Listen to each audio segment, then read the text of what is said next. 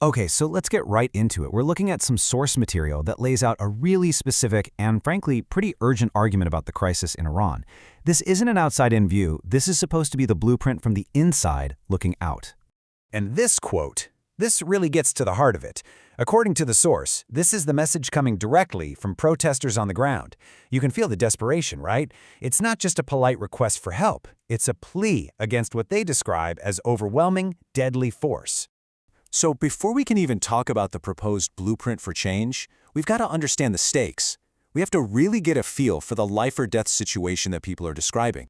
What the source material is really saying here is that the regime's own brutality has kind of cornered people. It's created this nothing-left-to-lose mindset. The feeling is, if you're probably going to die anyway, you might as well die on your feet, fighting for something better. Wow. And this quote just brilliantly captures the biggest fear: an unfinished fight. The source makes it clear that if the world gets involved and then just leaves, with the same people in power, the crackdown afterwards would be unimaginable. It would be even more brutal than what's happening now. So that fear, that terror of being abandoned mid-fight, it leads us straight to the central critique in this material. The idea that whatever the international community is doing right now, it's just, well, it's incomplete. Which brings us to the obvious question, right? If military pressure is already being applied, but it's not actually working, then what are we missing?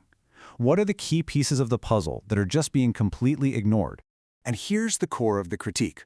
The argument is that history has shown us time and time again that war by itself is never ever enough to create this kind of change. It's just one piece of the puzzle. If you fight it in a vacuum without connecting it to what's happening inside the country, you're setting yourself up to fail. I mean, this says it all, doesn't it? If you're only willing to do step 1, but you have no plan for steps 2 and 3, then what is the point? The source argues that without those other crucial parts, the first step is not only pointless, it actually makes things worse for the very people you're trying to help. Okay, so enough about the problems. How do we fix it? Well, this is where the critique turns into a concrete plan. The source lays out a really clear 3-part blueprint for what it believes would actually work. Now, what's so fascinating here is how these 3 steps are meant to feed into each other like a chain reaction.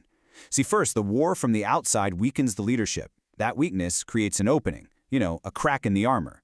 That's when the coordinated uprisings from inside can really take hold. And that instability, that chaos, is what finally gives members of the security forces the reason and the cover to switch sides. That's the internal collapse. And that's the key word right there: synchronized. This is the secret sauce, according to the source. It's not just about doing these 3 things, it's about doing them all at once. It's that mix of pressure from the outside and collapse from the inside that creates the tipping point, that moment where the regime just breaks.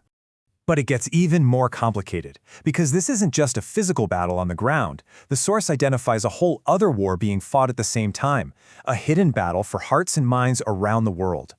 And a key weapon in this information war is something the source calls moral inversion. It's a pretty wild propaganda tactic. When you think about it, you basically take reality and you just flip it completely on its head. You make the aggressors look like the victims, and the people defending themselves look like the bad guys. And here's a perfect example of how this is supposed to work. The argument goes like this. If you can just convince the world that the Western ally is the real source of all evil, then, logically, its enemies must be justified, right? Or at the very least, their actions are understandable. It completely reframes the entire conflict for anybody watching from the outside.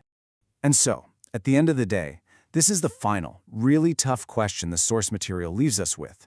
If the fight on the ground is tangled up with this global war of ideas, and if the regime is fueled by this powerful ideology, then winning on the battlefield isn't the whole story. It raises a much, much deeper question. How on earth do you defeat an idea?